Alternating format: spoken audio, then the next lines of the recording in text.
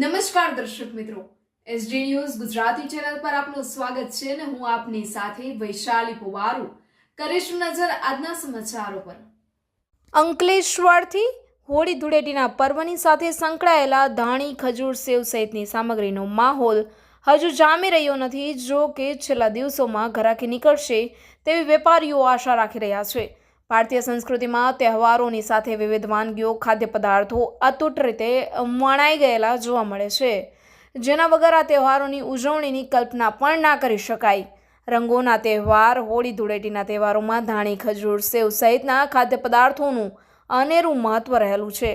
ખજૂર, ધાણી, સેવ, દાળિયા સહિતના હંગામી stall Shaktinath link road, Maktampur, Jadeshwar road વગેરે પર લાગી ચૂક્યા છે।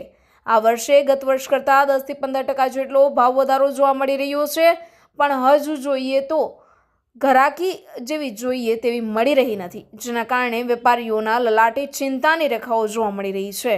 પણ અંતિમ 2 દિવસમાં ઘરાકી નીકળશે તેવી આશા વેપારીઓ રાખી રહ્યા છે। ભરૂચના ઉત્સવ પ્રિય લોકોમાં તહેવારોની ઉજવણીનો માહોલ આગામી દિવસોમાં જામશે તે તો નક્કી જ છે, જેથી નિરાશ થયેલા વેપારીઓમાં ખુશીની લહેર જોવા મળશે તે પણ નક્કી જ છે। Reporter Jayesh Prajapati, SD news Gujarati, Ankleshwar. नाम कार्तिक आयस है।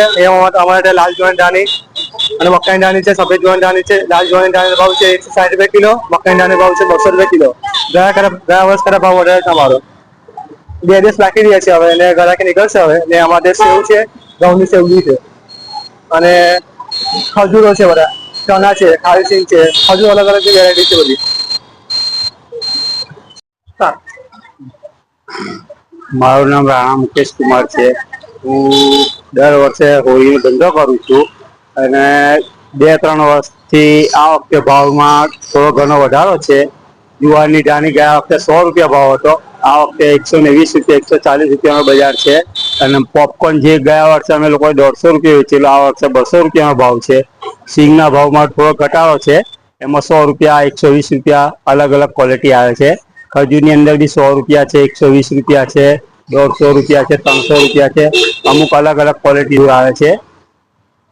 અને ચણાનો ભાવ વખતે 150 રૂપિયા છે, 200 રૂપિયા છે, અલગ અલગ ભાવના ચણા છે।